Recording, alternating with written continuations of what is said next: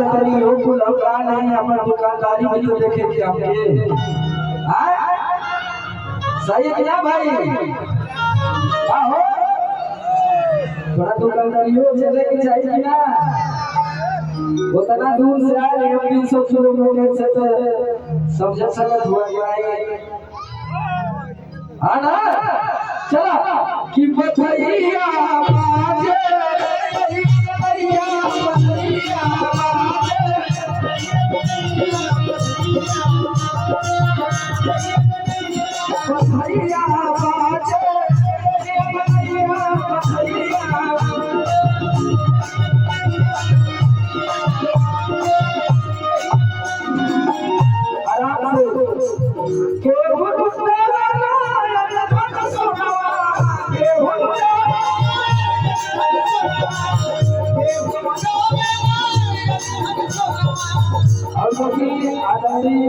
नागेंद्र भैया जी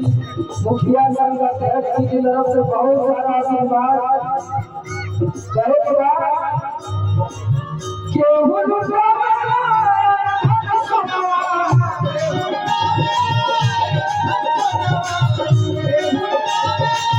भैया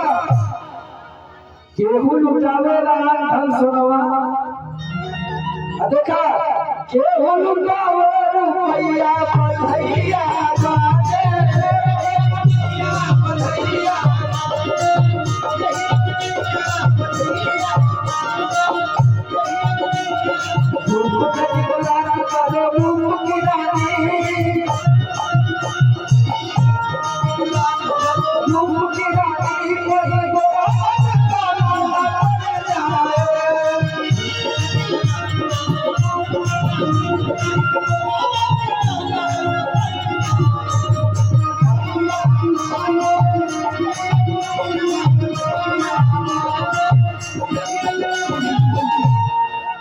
और कैसे बड़ा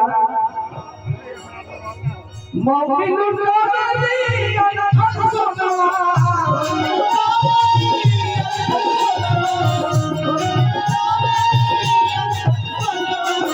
मौकी लुटावे धन सोनवा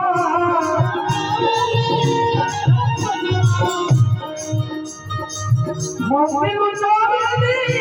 धन सोनवा भैया भैया कि मम्मी लुटावे और धन सोनवा पापा लुटावे रुपैया बधैया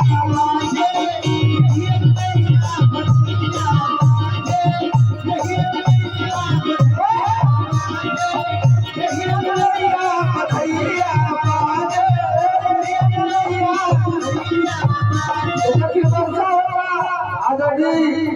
अध्यक्ष नागेंद्र भैया की तरफ से बधैया बाजे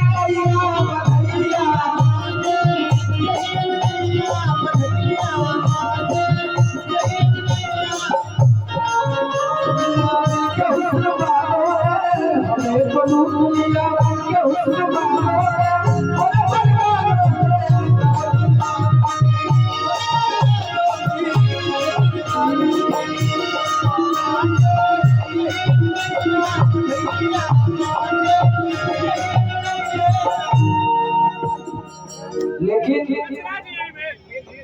एगो और छोटा सोहर सुनाई बड़ा प्यारा सोहर बा 2-3 साल पहले हम आपको गाना के गौले लगे भाई भाई सब लोग परिवार में बैठल बा तो गाना के गांव में गावल जाला कैसे गावल जाला कि जाति के तोरी चम्मच दूध पिघला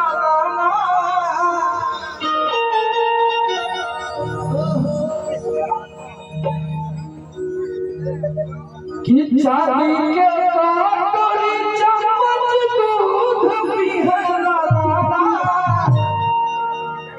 दो नंबर में चले भैया कि चंदा माले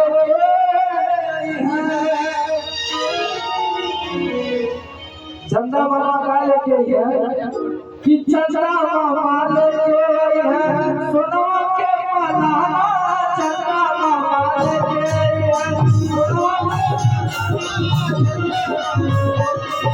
चांदी के मोहब्बत चमक दूध पिघला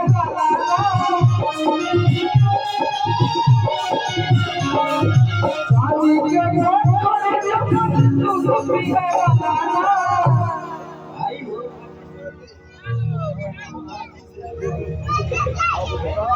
अच्छा डॉक्टर मनीषा लाल जी भी आए हुए हैं तो हम चाहेंगे कि मंच पे आ जाए और बहुत ही बेहतरीन कलाकार आप बहुत सारे फिल्मों में गानों में देखे हैं शिल्पी राघवानी जी भी आई हुई है मैं चाहता हूँ कि मंच पे आ जाए बोला नहीं हो भैया